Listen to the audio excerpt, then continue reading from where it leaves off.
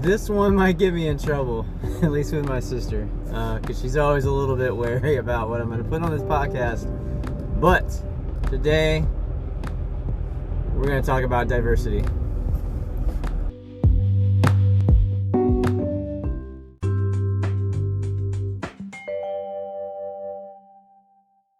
Hello, I'm Chuck. I'm an educator with a new job this year.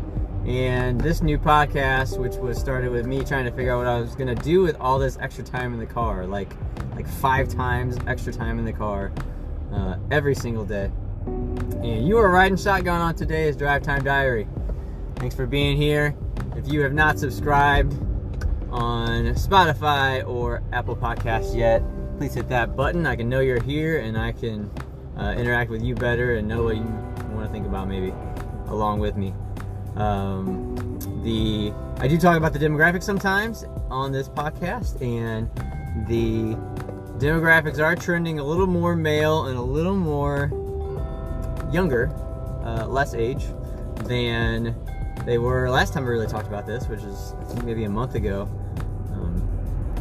We are like at least a quarter male now. At one point we were like 9% male or less. So I just appreciate that because I want a diverse audience as far as gender and age. So that is the goal of this. It's not to be super niche. I was actually doing some work with the description in Spotify recently with ChatGPT, and I was going to have it write a new description for me, and I gave it a prompt that said I was doing that. I said what the podcast was about, and then it spit out a description for me, which is pretty similar to the one that's actually on Spotify now. I edited a tiny bit. But then I asked it, what could I do to grow my podcast? And it told me that I was very niche, talking to educators and or parents about my age. And I said, that's fair, robot. And so that's when, I don't know, so trying to make sure that I am less niche so I can grow the audience to be more diverse, because that is my goal, is to hear from and speak to a lot of different kinds of people, not just people that are more like myself.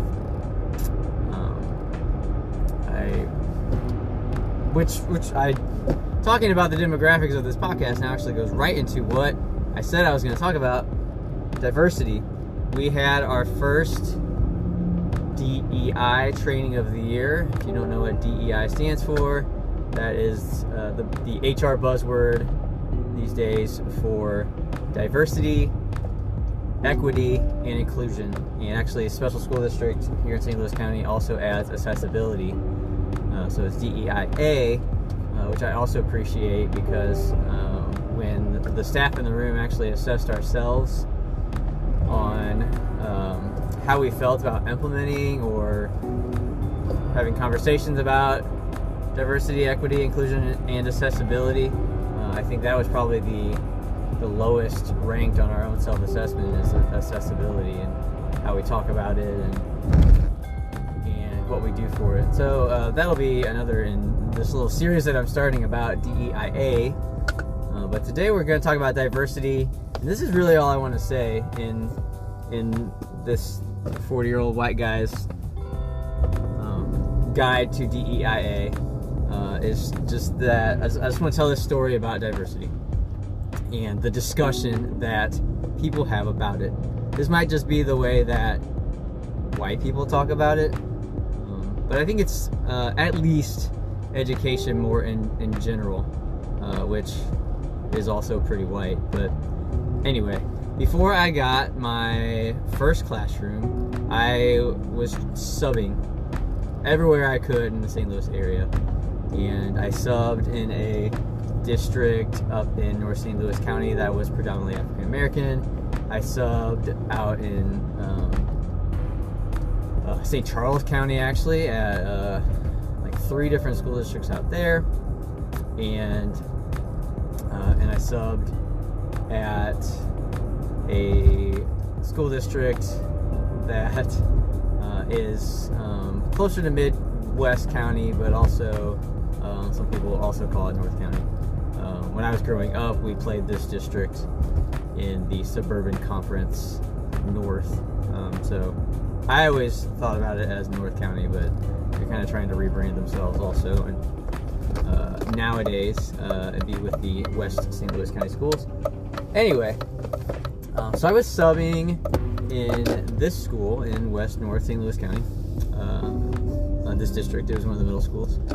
And for some circumstances, I ended up being there the same day as the teacher still. And so then I was just kind of hanging out with this PE teacher all day while his kids were playing floor hockey.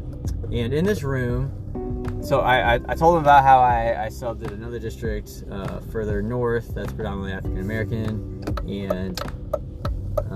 and then we were talking about his students in this Northwest County district. And playing floor hockey in this school, at that moment we were watching, were Caucasian kids, African Americans, Hispanic kids, kids from Cambodia, kids from India, Pakistan region. Like literally their families were from there. Not even they were a couple generations removed. Like their parents had immigrated.